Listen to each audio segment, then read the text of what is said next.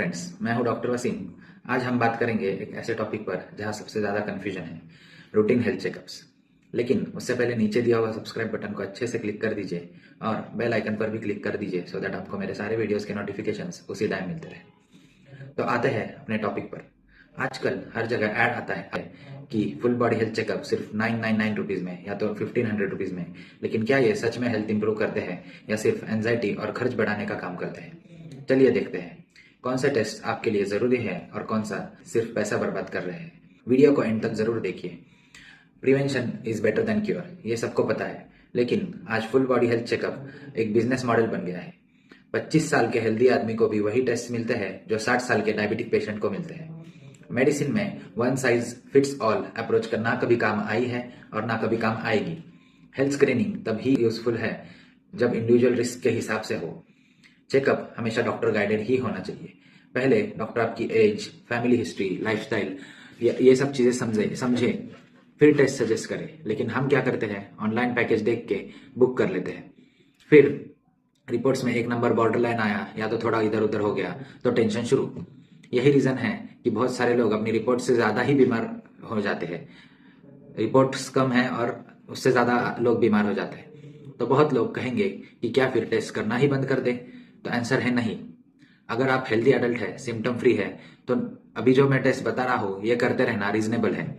First is blood pressure and weight monitoring, हर 3 से 6 महीने में। सेकेंड, ब्लड शुगर, FBS या तो HbA1c 30 to 35 ईयर्स की एज के बाद हर साल एक बार अगर नॉर्मल रेंज में है तो।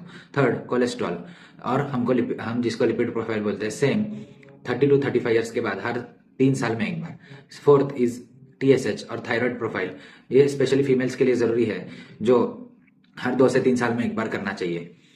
नेक्स्ट इज LFT KFT, अगर आप रेगुलरली कोई मेडिसिन ले रहे हैं या तो अल्कोहल लेते हैं। नेक्स्ट इज CBC, ये हर साल एक बार कर लेना चाहिए एक जनरल ओवरव्यू के लिए। स्मीयर, मैमोग्राम, प्रोस्टेट स्क्रीनिंग, ये सब एज और जेंडर स्पेसिफिक है और डॉक्टर के रिकमेंडेशन पर ये कर सकते हैं। बस इतना, यही है एविडेंस बेस्ड प्रिवेंटिव चेकअप। अब आते हैं मेन पॉइंट पर, कौन से टेस्ट आपको बिना जरूरत के बिल्कुल नहीं करने चाहिए।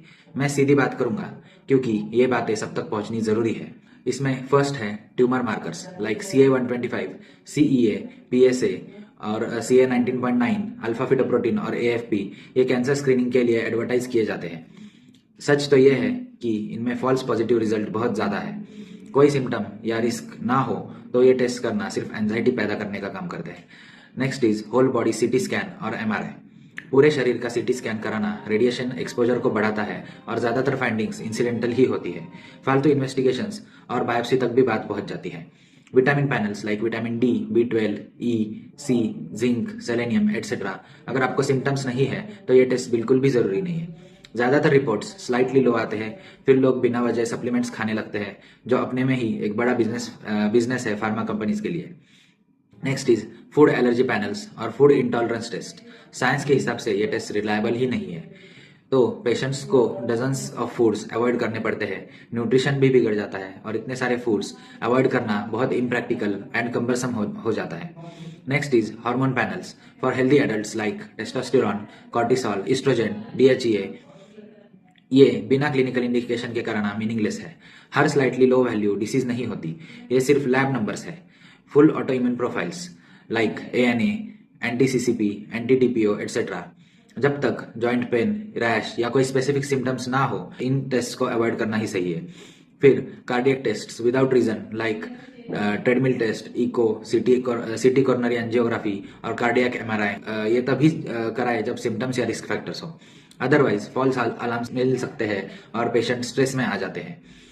Next is cancer full body screening package. Again, इसका कोई साइंटिफिक बेसिस नहीं है। हर कैंसर के अपनी गाइडलाइंस है। एक सिंगल पैकेज में डिटेक्ट नहीं हो सकते हैं सारे टाइप्स ऑफ कैंसर। DNA और genetic screening for healthy adults. फिलहाल ज्यादातर रिपोर्ट्स वेग होती है, यूजफुल सिर्फ फैमिली हिस्ट्री वालों के लिए ही होती है। Annual abdominal ultrasound without symptoms, ये भी एक टाइप का ओवर यूज है। अगर कोई सिम्टम या रिस्क फैक्टर नहीं है तो अवॉइड करना सही है। और लास्ट इज यूरिन RM और यूरिन रूटीन माइक्रोस्कोपी। अगर आपको यूरिन पास करते टाइम या उसके अलावा भी कभी यूरिन में जलन या पेन नहीं है तो ये टेस्ट का कोई भी फायदा नहीं है हेल्दी एडल्ट्स में। इन शॉर्ट, अगर आप सिम्टम फ्री है तो 50% ऑफ टेस्ट इन पैकेजेस में आपको कुछ बेनिफिट नहीं देते। हेल्थ चेकअप का पर्पज ये है आपके रिस्क को पहचानना और टाइमली इंटरवेंशन करना। पेपर रिपोर्ट नहीं, क्लिनिकल कंडीशन देखना जरूरी है। ओवर टेस्टिंग का नतीजा है ओवर डायग्नोसिस। छोटी वेरिएशंस को बीमारी समझ लिया जाता है। पेशेंट सोचते हैं कि मुझे डिसीज हो गई है, जबकि नॉर्मल रेंज से थोड़ा सा ही इधर उधर की वैल्यू होती है। रिजल्ट होता है अननेसेसरी मेडिसिन, रिपीट टेस्ट और स्ट्रेस। साइंस का फायदा तभी है जब उसे सोच समझकर यूज किया जाए। सो नेक्स्ट टाइम जब आपको फुल बॉडी चेकअप ऑफर दिखे तो थोड़ा रुक जाइए, सोचिए और फिर आगे बढ़िए। क्या मुझे डॉक्टर ने रिकमेंड किया है? क्या मैं रिस्क ग्रुप में आता भी हूँ या नहीं? अगर नहीं तो बिना वजह टेस्ट मत कराइए।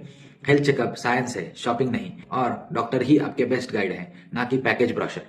अगर आपको ये वीडियो हेल्पफुल लगे तो लाइक कीजिए, सब्सक्राइब कीजिए, शेयर कीजिए और ज़्यादा से ज़्यादा लोगों तक ये वीडियो पहुंचाइए, ताकि और लोग भी जान सके कि रियल प्रिवेंटिव हेल्थ क्या होता है। मैं हूं डॉक्टर वसीम। मिलते हैं अगले वीडियो में एक और प्रैक्टिकल और ऑनेस्ट टॉपिक के साथ।